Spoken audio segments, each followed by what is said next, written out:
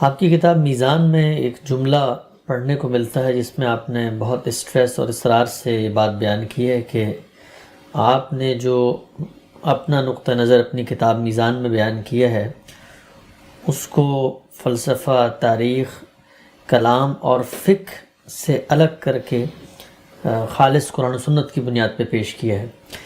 یہ جملہ پڑھنے کے بعد ایک تاثر یہ پیدا ہوتا ہے کہ جیسے فقہ کا جو علم ہے وہ کوئی اس درجے کا علم ہے کہ جو مذہبی علم کے ساتھ اختلاط کر کے اس نے دین کا حلیہ بگاڑ دیا ہے، اور جب آپ نے فقہ کو الگ کر لیا ہے تو اب آپ اپنا خالص قرآن و سنت کی بنیاد پہ فہم بیان کر رہے ہیں۔ میں جاننا ہی چاہتا ہوں کہ جو ہمارے ہاں فقہ کا علم ہے یہ وجود میں کیسے آیا، اس علم کے مقاصد یا بنیادیں کیا تھیں، اور اس سے جو علم کے ٹریڈیشن میں حاصل ہوا اس کو آپ کہاں پر پلیس کرتے ہیں؟ یعنی یہ جو فقہ کا علم ہے یہ پورا کا پورا علم آپ کی نقطہ نظر کے مطابق کوئی یوز لیس علم ہے، یا اس کی کوئی پوزیشن ہے، اس کی کوئی جو ہمارا علمی ٹریڈیشن ہے اس میں کوئی کنٹریبیوشن ہے، اس کو کہاں پہ رکھتے ہیں؟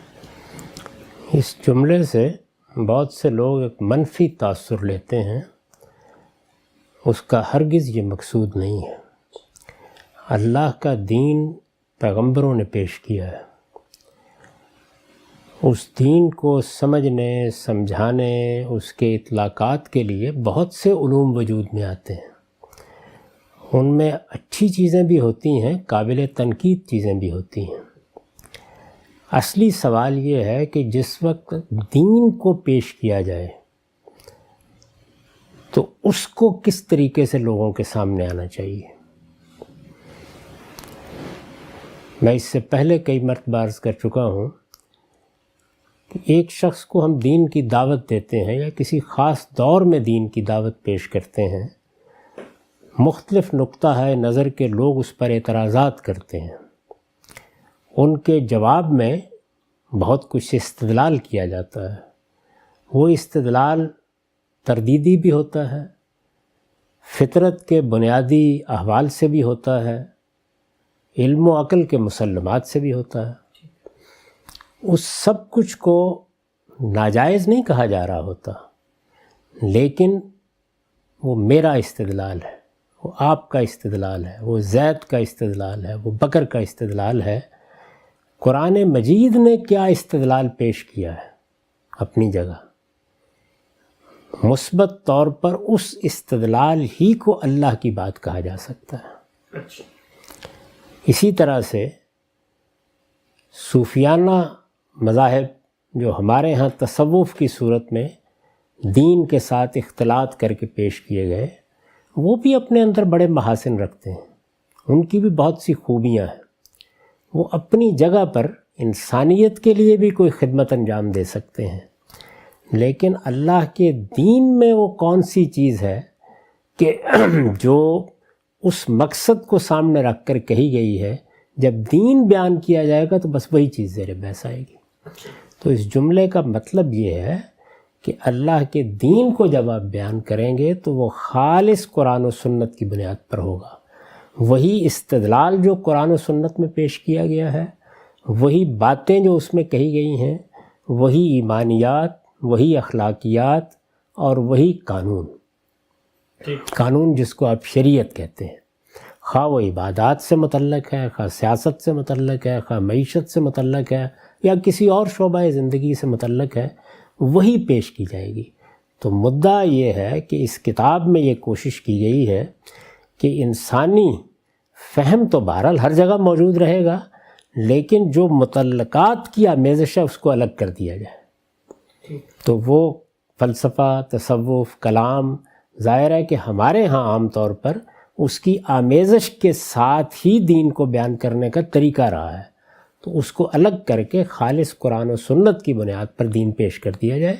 اب رہ گئی یہ بات کہ یہ سب علوم کیا اہمیت رکھتے ہیں، ان میں کیا چیز صحیح ہے، کیا غلط ہے، کیا قابل قبول ہے، کیا ناقابل قبول ہے، وہ تفصیلی تجزیے کا موضوع ہے۔ اس وقت جو سوال کیا گیا وہ چونکہ فقہ کے بارے میں ہے، ایک یہ فقہ کے بھی دو حصے ہیں، یعنی ایک اس کا حصہ وہ ہے جس میں دین کا فہم فقہا بیان کرتے ہیں، یعنی انہوں نے دین کو کس طرح سے سمجھا، وہ تو بالکل وہی چیز ہے کہ جو خود اس کتاب کے مصنف نے کی ہے، کہ اس نے دین کو کس طرح سے سمجھا.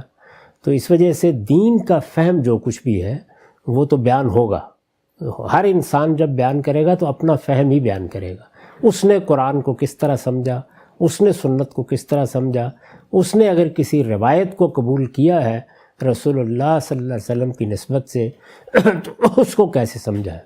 تو یہاں تو ایک ہی چیز ہے. لیکن فقہ کا ایک بہت بڑا حصہ وہ ہے جس میں اطلاقی اجتہادات کیے گئے ہیں. یعنی جو دین ہمیں دیا گیا ہے اس دین کے اندر کچھ چیزیں اصول کی نوعیت کی ہیں, کچھ قواعد عامہ کی نوعیت کی ہیں, کچھ چیزیں باقاعدہ جزوی احکام کی صورت میں ہیں. تو یہ جو دین دیا گیا ہے اس کو اب انسانوں سے متعلق ہونا ہے. جب یہ انسانوں سے متعلق ہوتا ہے تو بے شمار معاملات زیر بحث آ جاتے ہیں جو فرد کی زندگی کے بھی ہوتے ہیں, معاشرے کے بھی ہوتے ہیں, اور بعض اوقات ریاست اور ریاستوں کے مابین تعلقات کے بھی ہوتے ہیں. فقہ ان سب معاملات کا احاطہ کرتی ہے. وہ اصل میں اسلام کے تعلیمات کی روشنی میں بننے والا قانون ہے. ایک قانون وہ ہے جو اللہ کے دین کا حصہ ہے جس کو ہم شریعت کہتے ہیں, اور ایک قانون وہ ہے کہ جو اس شریعت کے احکام کو سوسائٹی سے, افراد سے متعلق کرتے وقت بن جاتا ہے. وہ ہر زمانے میں بنے گا. تو یہ جو بہت بڑا حصہ ہے ظاہر ہے کہ یہ خالص انسانی کاوش ہوتی ہے. اجتہادی امور اس میں ہے, ان کو الگ کرنا ضروری ہے. اس سے بھی مقصود ان کی نفی نہیں ہے. ان میں بھی ایسی چیزیں ہوں گی جو بڑی قیمتی ہیں اور ایسی چیزیں بھی ہوں گی کہ جن چیزوں پر تنقید کی جائے گی, لیکن دین کو بیان کرتے وقت یہ ساری چیزیں الگ کر دینی چاہیے. تو وہاں لفظ الگ کر دیں بیان کیا گیا ہے, یعنی یہ دین ہے اس کو ان چیزوں سے الگ کر دیا گیا ہے. کیوں یہ لکھنا پڑا؟ اس لیے کہ ہمارے ہاں دوسرا طریقہ ہے, ہم ان کو عام طور پر ایک ہی جگہ رکھ کے بیان کرتے ہیں. میرے نزدیک اس سے اصل دین میں اور اس طرح کے انسانی علوم میں ایسا اختلاط واقع ہوتا ہے کہ بڑی خرابیاں پیدا ہو جاتی ہیں. تو الگ کر کے بعض لوگوں نے پروپیگنڈا مقصود ہوتا ہے الگ کر کے کہ لفظ کو پاک کرنے لکھ دیا, گویا وہ کوئی علائش ہے. نہیں, یہ مطلب نہیں ہے, آمیزش ہے.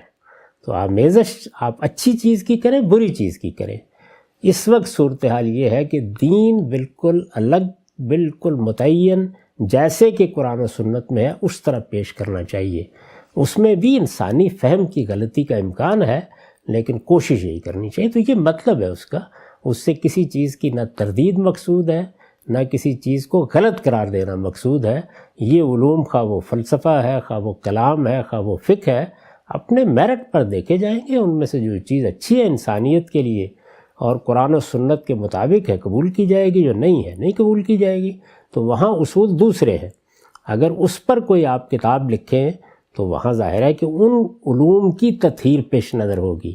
یہاں دین کی تطہیر پیش نظر ہے کہ وہ بالکل ہر آمیزش سے الگ سامنے آ جائے. ہم صاحب نے بڑی تفصیل سے بات بیان کی. ایک اشکال جو لوگوں کے ذہن میں اٹھتا ہے اور وہ عام طور پر بیان کرتے ہیں آپ کے اس تقریر کے اوپر, وہ یہ کہ جس وقت آپ یہ فرماتے ہیں کہ آپ نے اس کتاب میں قرآن اور سنت پر مبنی دین کو بیان کر دیا ہے, لیکن بیان آپ نے بھی اپنے فہم کے مطابق کیا ہے. قرآن کی آیت کا کوئی ترجمہ, جملے کی تالیف کو آپ نے کیسے سمجھا ہے, اس کی آپ نے وضاحت کی کہ وہ کام تو فقہا بھی کر رہے ہوں گے. میں چاہتا ہوں جو آپ نے فقہ کی دو ڈائریکشنز بتائی ہیں کہ ایک کام وہ قرآن و سنت کے استدلال کو اپنے فہم کے مطابق بیان کر رہے ہیں, یہ کام تو آپ بھی کر رہے ہیں, اس پر کوئی آپ کو اعتراض نہیں ہے.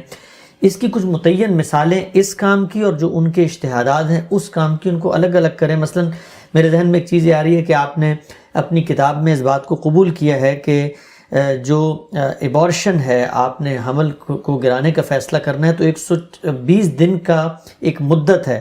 قرآن نے مراحل بتائے ہیں, رسول اللہ صلی اللہ علیہ وسلم نے اطلاق کیا ہے, فقہا نے بھی یہی بیان کیا ہے, آپ نے بھی اس کو قبول کر لیا. تو یہ وہ دائرہ ہے جو قرآن و سنت پر مبنی فہم کا, اس پر آپ کو کوئی اعتراض نہیں ہے, فقہ آپ قبول کرتے ہیں. یہ تو میری کتاب مقامات میں ہے, میں نے میزان میں اس کو بیان نہیں کیا. آپ یہ دیکھیے کہ خود میری جو اپنی فقہی آراء ہیں ان کو بھی میں نے اس کتاب میں بیان نہیں کیا. وہ میری کتاب مقامات میں بیان ہوئی ہیں, یا کوئی تفصیلی نوعیت کی ایسی چیزیں تو برہان میں بیان ہوئی ہیں. مقامات میں نے سب موضوعات پر کم و بیش اپنی رائے دی ہے. بیمے پر دی ہے, سود پر دی ہے, اسی طرح سے اعضاء کی پیوند کاری پر دی ہے، یہ جو مسئلہ آپ نے چھیڑا اس پر دی ہے، اسقاط حمل اور دسیوں اور چیزیں ہیں، اپنی آراء دی ہیں، لیکن ان کو اپنی کتاب میزان میں بیان نہیں کیا، اس لیے کہ میزان خالص اس دین کا بیان ہے جو محمد الرسول اللہ صلی اللہ علیہ وسلم کے ذریعے سے ملا۔ یہ اطلاقی مسائل ہیں، اور اطلاقی مسائل تو اسی طرح بیان ہوں گے۔ تو مقصد یہ ہے کہ اگر فقہا نے بھی دین کا فہم بیان کیا ہے، اور میں ان کی خدمت میں عرض کر سکتا تو یہ کہتا ہے کہ وہ بھی اس کو دو حصوں میں الگ بیان کریں، یعنی وہ اپنی فقہ میں شریعت کو الگ کریں، اور جو اطلاقی مسائل ہیں، اب یہ اطلاقی مسائل ہیں نا، اس کی بہت سی مثالیں میں نے بیان کر دی۔ اسقاط حمل ہو سکتا ہے یا نہیں ہو سکتا، یہ قرآن تو اس کو موضوع نہیں بنا رہا، یا شریعت براہ راست اس کو موضوع نہیں بنا رہی۔ ایسا نہیں ہے کہ اسقاط حمل کے بارے میں کوئی بات کہہ دی گئی ہے۔ اسی طرح کا معاملہ بیمے کے بارے میں نئی چیز ہے، اسی طرح کا معاملہ اس زمانے میں سود کی بعض شکلیں ہیں ان سے متعلق ہے۔ تو بہت سے مسائل ہیں، اعضاء کی پیوند کاری کا کوئی تصور نہیں تھا ماضی میں، اس زمانے میں یہ مسئلہ زیر بحث آ گیا۔ آپ اگر نکال کے دیکھیں میری کتاب مقامات، جس میں فقہی آرائی ہیں زیادہ تر، تو اس میں اور میزان میں یہ واضح فرق آپ کو نظر آئے گا۔ تو میرا اصرار وہاں بھی یہی ہے کہ فقہی آراء کو الگ بیان کیجئے اور اصل دین کو الگ بیان کیجئے۔ اگر ہم سے کوئی ایک مثال مجھے دیجیے گا کہ جو فقہا کام کر رہے ہیں، اس میں آپ نے فرمایا کہ دو پہلو ہیں ان کے کام کے، ایک تو وہ اپنا فہم بیان کر رہے ہیں قرآن و سنت کے معاملے میں، اس پہ تو کوئی ہم اس فہم کو دیکھیں گے قرآن مجید کے سامنے رکھ کے، نہیں، اس پہ بھی میرا اصرار ہے کہ انہیں بھی اس کو الگ بیان کرنا چاہیے۔ لیکن وہ تو آپ بھی اپنی کتاب میزان میں اپنا ہی فہم بیان کر رہے ہیں۔ جی ہاں، لیکن اس کو بھی الگ بیان کرنا چاہیے ان چیزوں سے جو میں نے مقامات میں بیان کی ہیں۔ یعنی میں جو بات عرض کر رہا ہوں یہ ہے کہ ان کے ہاں دو چیزیں ہیں جو وہ بیان کر رہے ہیں، تو یہاں پر بھی الگ کر دی ہیں نا۔ میزان میں نے دین بیان کر دیا ہے جو محمد الرسول اللہ سے ملا ہے، اور مقامات میں اطلاقی مسائل، اجتہادی مسائل، فقہی مسائل، ان پر اپنی آراء دے دی۔ تو یہ کیا ہوا کہ دو الگ الگ جگہوں پر چیزیں چلی گئیں، ان میں اختلاط کا امکان ختم ہو گیا۔ آپ دین کو بالکل الگ دیکھ لیں، تو فقہا کو بھی ایسے ہی کرنا چاہیے تھا، یعنی اس پر بھی میرا اصرار یہی ہے۔ لیکن ان کے کام کا یہ حصہ بہرحال وہی ہے جس میں وہ دین کی وضاحت کر رہے ہیں۔ تو میں یہ چاہ رہا تھا کہ ایک عام آدمی کو آپ یہ بتائیں کہ فقہا جو اجتہادات کر رہے ہیں اور جو بالعموم سمجھ لیا گیا ہے کہ وہ وہی دین بیان کر رہے ہیں، اس کی کوئی ایک متعین ایسی مثال جو عام فہم مثال ہو کہ ہم عام طور پہ سمجھتے ہیں کہ شاید یہ شریعت کے قانون میں یہ بات لکھی گئی، در حقیقت وہ فقہا کا ایک اجتہاد تھا، اصول عامہ یا معاشرے کے قانونی ڈھانچے کو سامنے رکھ کے دیا۔ یہ جتنی میں نے ابھی آپ کے سامنے مثالیں بیان کی ہیں جن پر خود میں نے کلام کیا ہے، سارے فقہا بھی تو یہ کر رہے ہیں نا۔ یعنی ہمارے جتنے آج کے زمانے کے فقہا ہیں وہ بھی کر رہے ہیں، قدیم زمانے کے فقہا بھی کر رہے ہیں۔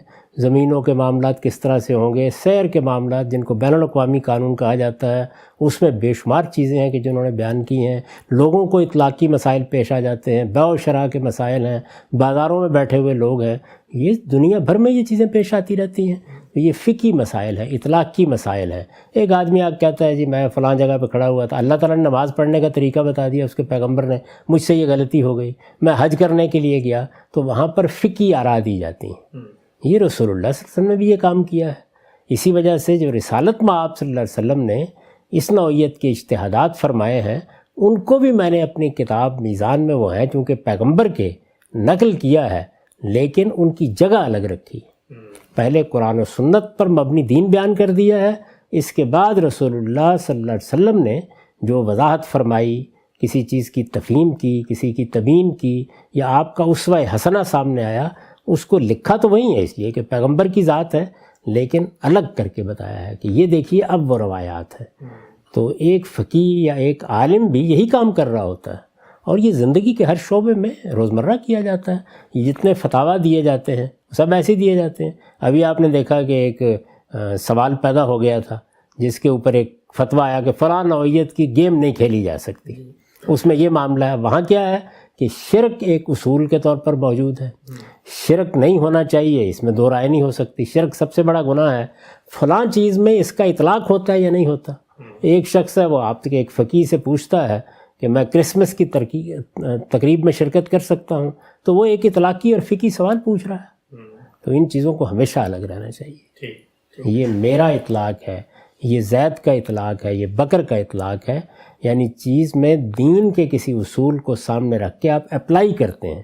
دسیوں سوالات لوگ کرتے ہیں، ابھی ہم سے پوچھتی ہیں خواتین کہ دیکھیے جی میں نے نیل پالش لگائی ہوئی ہے، بتائیں وضو ہوگا یا نہیں ہوگا؟ رسول اللہ صلی اللہ علیہ وسلم نے تو اس کو موضوع ہی نہیں بنایا۔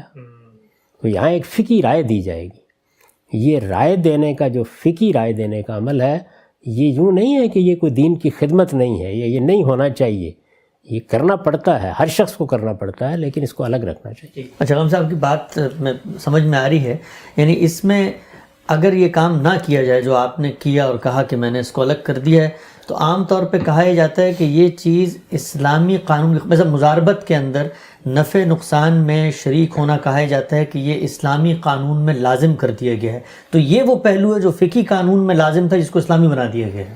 دیکھیے بات یہ ہے کہ کوئی اسلامی بھی کہنا چاہتا ہے ضرور بنائے، لیکن یہ کہ اسلام نے اس کے لیے کچھ نہیں کہا، نہ اس نے مضاربت پر گفتگو کی ہے، نہ شرکت پر گفتگو کی ہے، وہ تو کچھ بنیادی اصول بیان کر رہا ہے، ان کا اطلاق کر کے کاروبار کے ذرائع پر آپ گفتگو کرتے ہیں۔ آپ یہ کہتے ہیں کہ چونکہ اللہ تعالیٰ نے یہ فرمایا ہے کہ کسی کا مال باطل طریقے سے نہیں کھانا چاہیے، چونکہ یہ فرمایا ہے کہ ہر معاملے میں انصاف ہونا چاہیے، تو اب انصاف کے اصولوں کو سامنے رکھ کر کسی کو ضرر پہنچانا جائز نہیں ہے، کسی کے ساتھ دھوکہ کرنا جائز نہیں ہے، تو ہم ہر کاروبار کو اس اصول پر دیکھیں گے۔ جب دیکھیں گے تو اس کے بارے میں رائے بھی دیں گے۔ تو ایک فقیہ بتائے گا آپ کو کہ مضاربت میں کیا چیزیں جائز ہیں، شراکت میں کیا چیزیں جائز ہیں، بتائے گا، لیکن یہاں پر وہ بہت سی وہ باتیں کہہ رہا ہے کہ جو شریعت میں براہ راست بیان نہیں ہوئی، بلکہ شریعت کے اصولوں کا اطلاق کر رہا ہے۔ تو اس لیے ان چیزوں کو ہمیشہ دین سے الگ کر کے بیان کرنا چاہیے۔